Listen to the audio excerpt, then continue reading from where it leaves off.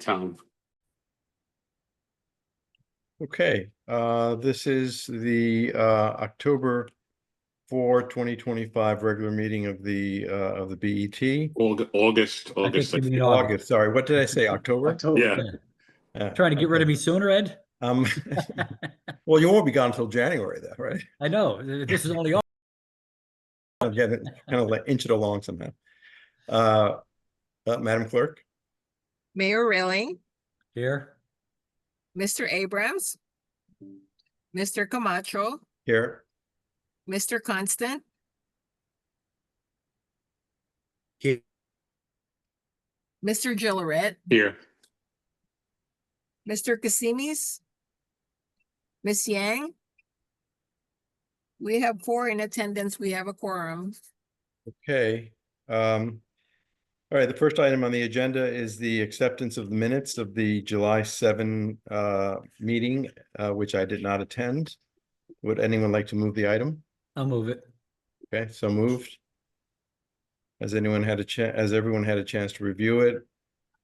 Any amendments? Corrections? Okay.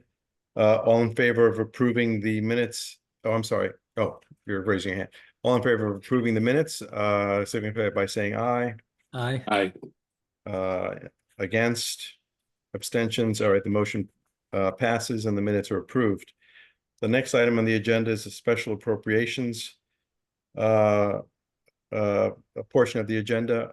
Tom or Jared, would anyone like to speak on that? There's nothing there that would be on the operating budget side, any special appropriations, and we have none this evening. The capital special appropriations go in other business, and there happens to be none of those this evening either.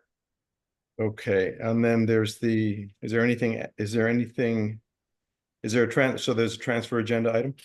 Correct. Okay, and would you like to speak on that? Yeah, so I don't know if anybody noticed Do we have to move it first, Tom, or not? Oh, yes, yeah, go ahead. I'll move it. I'll move it, Ed. Okay, thank you.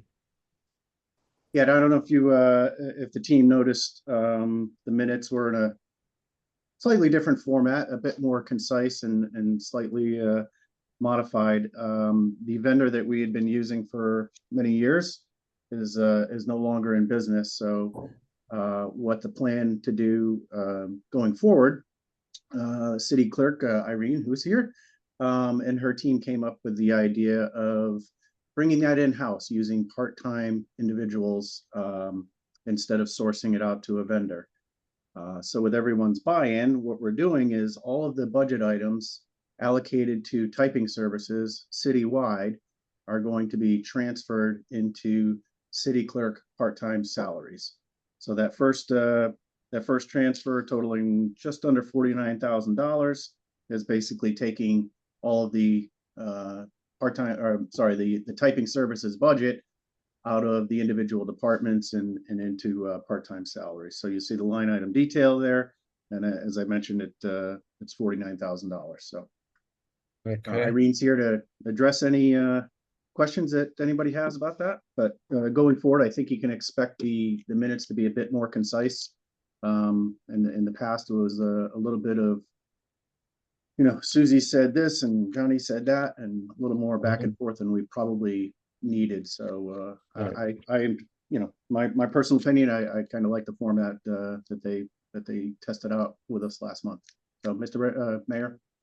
Yeah, I would like to commend Irene and her staff for that recommendation. Anytime we can make things and improve upon things, and probably at the same time save a little money, I think it's a win-win. So I think it's really a great idea. Thank you, Irene. Welcome. I've got a quick question about that, just out of curiosity. So I know that sometimes in some offices, mine included, but sort of informally, there's AI that basically is used to sort of record the meetings, and then you ask it to give you a summary, and obviously it takes a human being who actually attended the meeting to go through it to make sure that that based on their notes, the result is is accurate. Is that something like what you guys are doing, or are you guys actually manually taking notes and? It really depends on the importance of the meeting. As an example, Charter Revision Commission meetings, we really pay attention. A human person does it.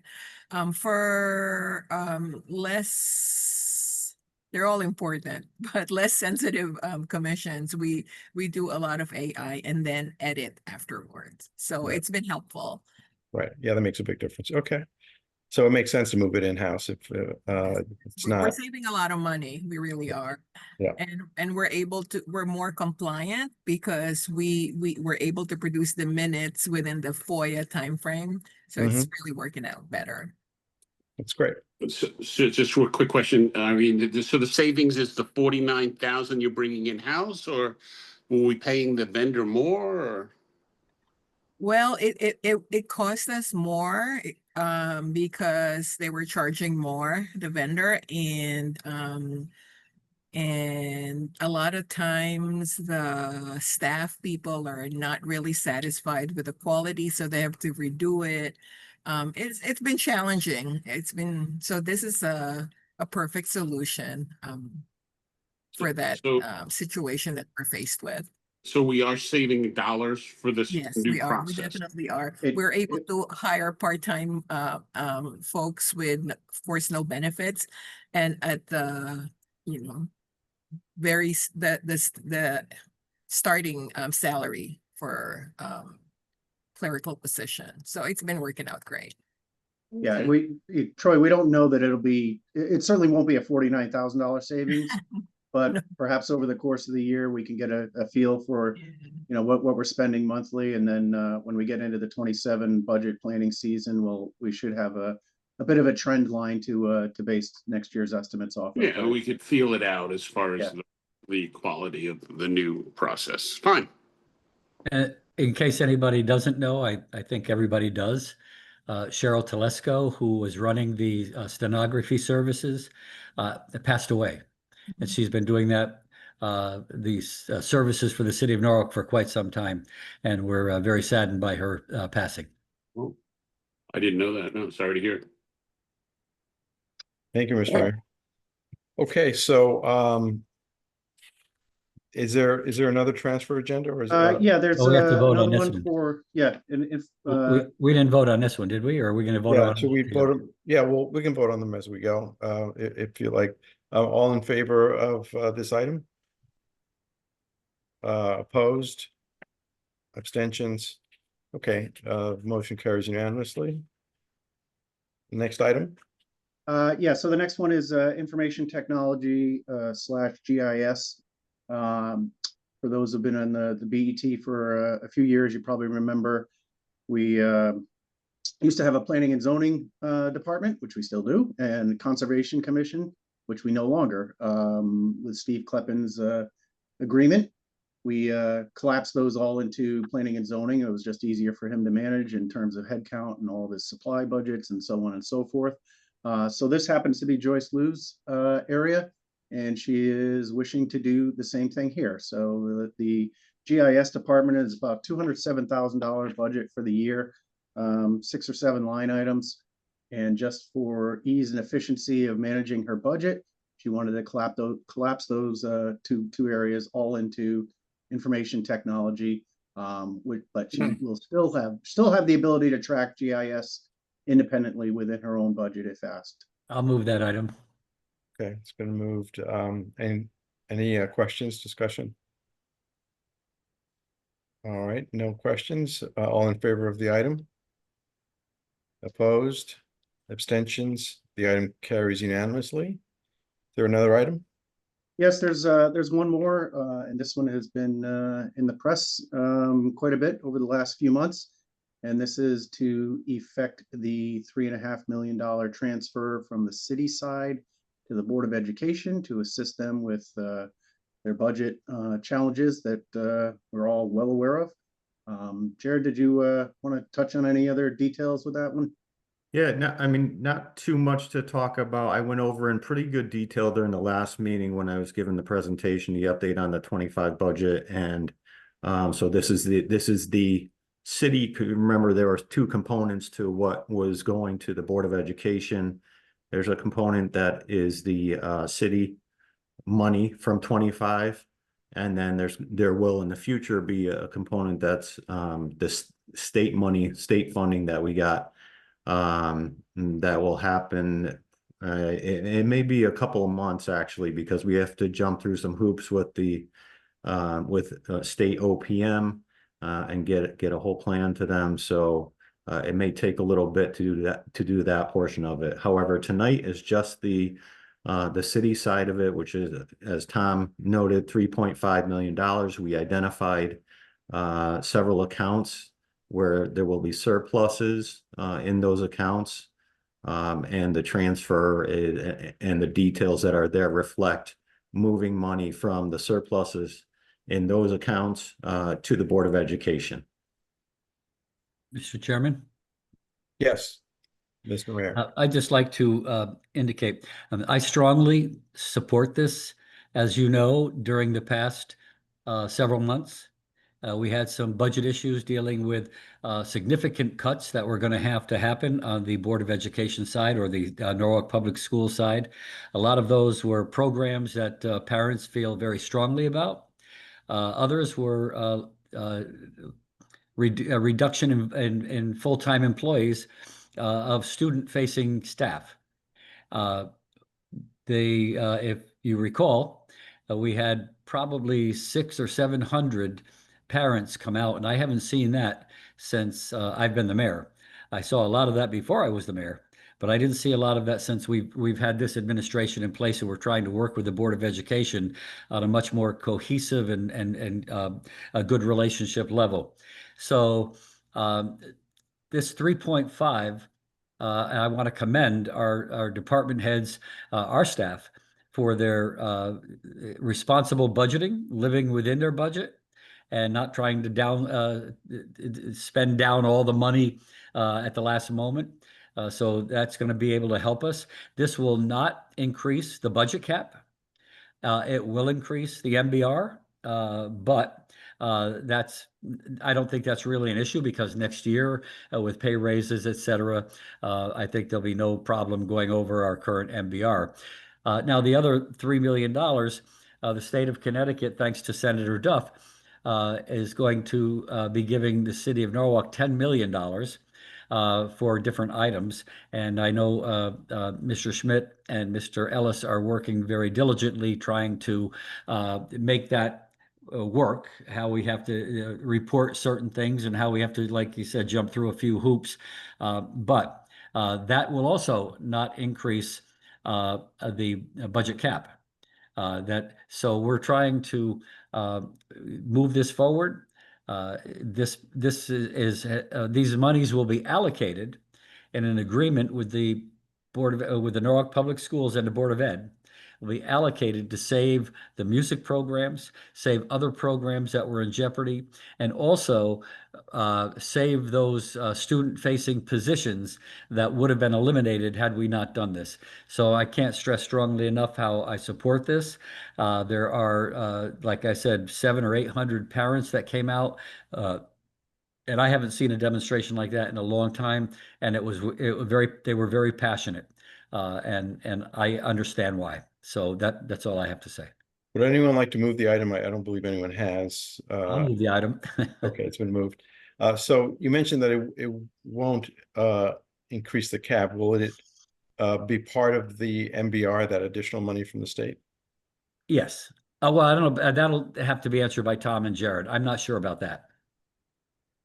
If it is, it's not going to be an issue for us, because at least practically speaking, it won't be an issue, because we, typically the Board of Education budget increases by significantly more than what the requirement is. It's usually it's not even close. Practically, it should not be an issue at all.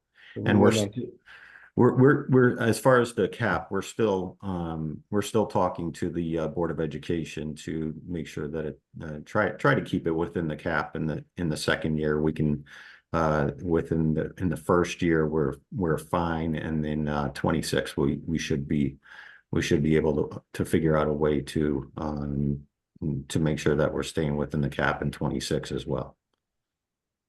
But the cap hasn't been set though, has it, for 26, or has it? The cap has been set for Okay. 26. For 26 budget year, yeah. So a portion of that money will be allocated for this year so that it's not going to, so not all of it will affect the cap next year. In other words, we're talking about a total of $6+ million, no? It's a $6.5 million total. And so we've identified ways to move,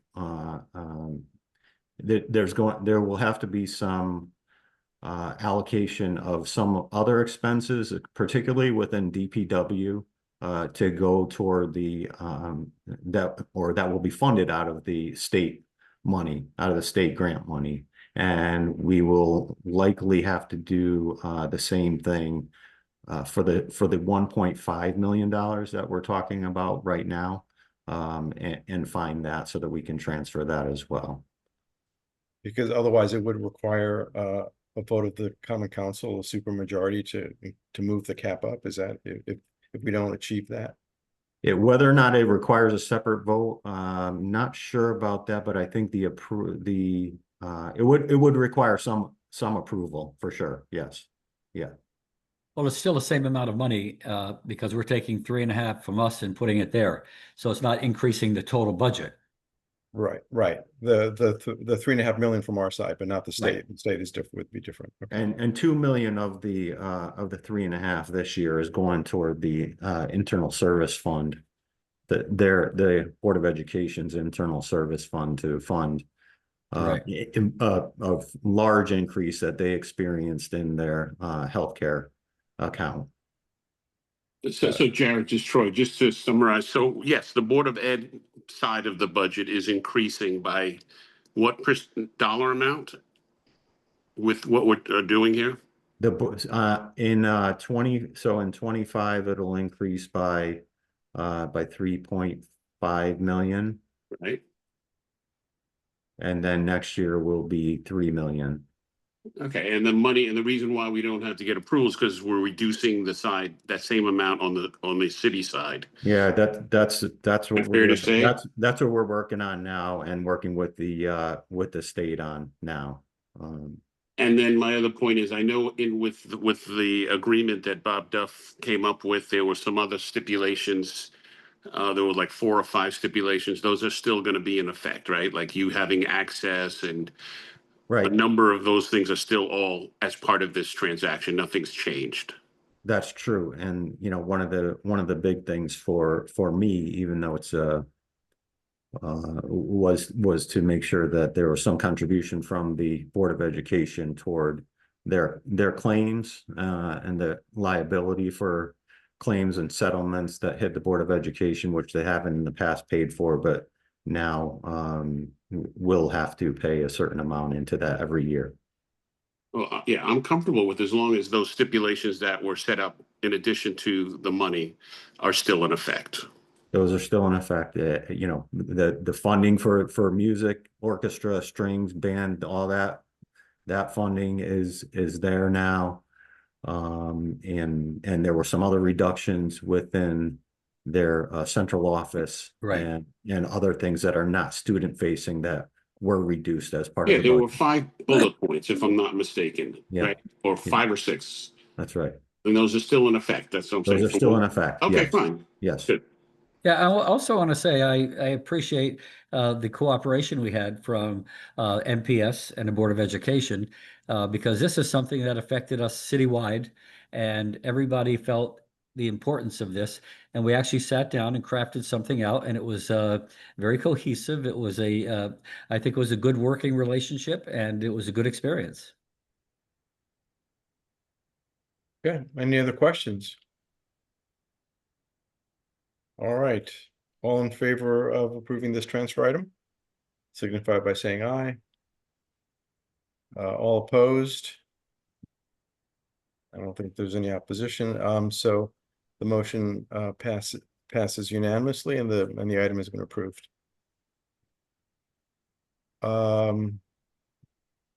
Is there anything else? Thank you to the Board of Estimate and Taxation. Appreciate your cooperation on this. Thank you, Mayor, and the Finance Department for working this out with the Yep. Board of Ed, with MPS. And thank you to Bob Thanks Duff. for your support. Yes, and to Bob Duff, that's right. Anything else? There's additional information. There's the information portion of the agenda. Is there anything? Yeah, I've Anything to got a couple report? things that under the Sure. other business Okay. section, and none of this is a voting event, so I don't think we need to move it. But first of all is the contingency tracker. So you'll recall last month that the fire department attended and had requested $32,000 for a new diesel engine on one of their command vehicles. At the time, we only had one quote. The second quote came in and it was favorable, $10,000 less than that. So the actual cost will be about $23,500. So we started the year with just under 1.3 million in contingency, and right now we'll be at $1,256,000 or so. For the 2025 contingency, we still have $2 million remaining in there, and that is for the retro wage payouts. So we were hopeful that we were going to process those payments in late July at the last pay period, but we were unable to meet that. So it looks like it'll be the last pay period in August, which is August 21st. So once those payments go back into the 25 actuals, we'll use whatever contingency money is left to true up any overruns. Some areas won't need the overrun, some will, but that's the plan at this point with 2025 contingency. And then I've got a couple other things if I'm okay to move on. Sure. Okay, so good news for me. I now have an assistant budget director, and she's on the call today. So she started, I believe, July 21st, and has come up to speed very quickly. A wealth of municipal and systems experience with the same systems that we use. So I can finally breathe a little bit. And her name is Kim Kinsella, and she's on. Kim, would you like to say a few words? Hi, good evening. Thank you for having me. I'm happy to be working for Norwalk. So I worked for the city of Bridgeport for 26 years. I retired. And my last job there was in Office of Policy and Management, which is their budget office. So I have extensive history in working on budget. I also, then after that, I went to Cooperative Educational Services. So that gave me the public schools, accounting, financials background. And then I went to the town of Stratford and I worked in finance there. And then I had a short stint at West Haven Public Schools. And then I saw this opening and I applied, and Jared and Tom were nice enough to hire me. And so I want to do a really good job for Norwalk, and I'm happy to be here and working with all of you. Welcome aboard. Thank you. You're very much needed. We're happy to have her and her First of all, all me, wealth Jared of do a- experience. Tom and Jared do a wonderful job, and they're very busy. So the more help we can give them, the better. Yeah, Because this is a anything. very important function of the city, as you know. Oh, Probably yeah, one of the most important functions other than educating our children. exactly. I agree totally. Nice to finally meet you, Mayor Rilling. I've Nice heard a to lot meet you as about well. you. Yeah, Sorry drop you're by the office. leaving. They didn't bring you by the office yet, but I'm sure they will. I'm sure they will. Well, welcome. Thank you. And then just two other follow-up points from last month. There was a question about our tracking actuals versus our projections and budget on Social Security expenses. Happened to be a one-time glitch on that. I had done some projections in early June, and the way the Social Security works for the city, all of the Social Security payments are come out of one bucket on the city side, and then once a month, an allocation is made over to the Board of Education. You're somewhere in the middle, somewhere in the range of $400,000 to $700,000. So when I did my year-end projection in early June, it included 2 months worth of Board of Education Social Security expenses that it should not have. So my original target was overestimated to the tune of about $900,000. So once those entries are made, we are still probably going to be over budget by about $150,000 to $200,000, depending on how the retro wage payments shake out in late August. But much better shape than what I was projecting in early June. And then the final follow-up was related to the large capital project, the 911 dispatch upgrade. Most of you will recall that several times over the last couple of years, we've had reallocations from the excess funds in that project to things like fire trucks, the fire floor over at Broad River on New Canaan Avenue, and a handful of other transactions. So the question was, how are we so far off on the estimate and the actuals and so on and so forth? And tonight we have Deputy Chief Terry Blake on the line, who has as much knowledge as anyone does on this project. So Terry, if you want to take it from here, give a little overview, and if you'd like me to share my screen with the data, I can do that. Hey, good evening, Commission. Can you guys hear me? Yeah, we Yeah, got you, yes. Terry. Great. I'm in the car, so I just want to make sure. So the project, I understand that there were some questions about the underrun of money. The project was funded in, I believe, 2019. At that time, as I recall, with this project, the costs were fairly accurate. There was the potential for adding new cell phone or radio towers to the city, 3 of those, which were a substantial cost. I believe the towers by themselves were over $1 million a piece, in addition to all the equipment that goes along with, moving to the new radio system. We were able to see considerable savings. I fortunately was able to kind of shepherd that project. I took over it in, I think, 2020, and jumping on what's called this Connecticut Land Mobile Radio System, which is a regional system owned by the state and not owned by the city of Norwalk, saved us considerable funding. And we were able to utilize pre-existing infrastructure in the city, and also a state tower in the town of Wilton. So we were able to see, again, a considerable savings for what was, I believe, initially funded in 2019. I don't know if anyone has any specific questions beyond that. I mean, that is the nuts and bolts of it, though. It was a lot of hard work done with the state of Connecticut and Motorola to realize those savings that were initially, if we had built a standalone system with Motorola, not involving the state, we would not have seen the discounts. We would not have been able to use the infrastructure that was currently in place with the Norwalk Hospital partnership and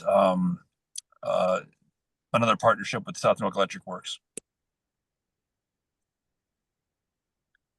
Any questions? So Tom, the question was, it was an overbid or something, and is it because now they gone a different direction that they were able to, the bid was so far off? Is that the answer here? Or? Well, I think a couple things, Troy. One, this is probably 7 years ago when they did the estimate, right? So if they got the money in 2019, they were probably getting bids and proposals and RFPs and all that stuff. 2017, 2018, when you think about the capital process is generally a year ahead of when you anticipate the funding. So technology has changed a lot over those years. And as Terry was just saying, if they thought they needed 3 or 4 towers or whatever, that was in the requirements, and suddenly they only need 1 tower, significant savings there. And just to refresh everybody's memories on the numbers, the total original authorization was 14.4 million. We transferred out 2 million in authorizations, so the revised budget was 12.4. We spent 7.6, so we still have about 4.7 million left. And a couple of the things that we transferred money out, the Broad River station floor, the new EVs and additional patrol cars for the police department. Recall there was that stretch where quite a few of them were put out of service. And then the 2 fire department pumper trucks, and then 3 Ford Rangers for the fire marshals. So that was a total of just over $2 million in transfers. So right now there's 4.7 million under. There's about 25,000 in change orders that are still out there. So once those 25,000 are done, we can petition to have this closed out. So it's nice to see it worked in our favor this time. Very nice. Yeah, no, I think the question was, why was it so, was the estimate bad or whatever, but I think it's a combination. It's a very old proposal, and technology changed in our favor. And a couple things fell into place, as Terry was saying, in terms of neighboring towns and existing state-owned facilities. Great. Okay, any other questions? Okay, this is not an action item, correct? Correct. That was informational. I just want to mention one thing, Tom, thank you for getting back to us on the car engine. That was very nice to see that a bid came in much lower than we Yeah. discussed. And it was also good because that SSI thing was puzzling because we figured how could it be off so much when it's Right. the same numbers every month. So thank you for digging into both those items. Yeah, sure. So now I know when I do a projection, I check across the hall with our controller friends and say, hey, are there any journal entries in the pipeline that I need to be aware of? So partially lesson learned for me. Thank you. All right, is there anything else? The only other thing is Alan Dutton is here for Oak Hills. So Alan, you're up. Good evening, ladies and gentlemen, Mr. Chairman, Mayor Rilling, and members of the Board of Estimates. It's my pleasure to be here, especially when I start talking about the numbers. But anyway, Oak Hills has closed the books for 2024 to 2025, and we did send the numbers into. We have had a very successful year. Just from a big overview picture, basically our revenue, this is compared to budget, basically our revenue came in at 2,717,000 for the year, which was $292,000 over our budgeted revenue.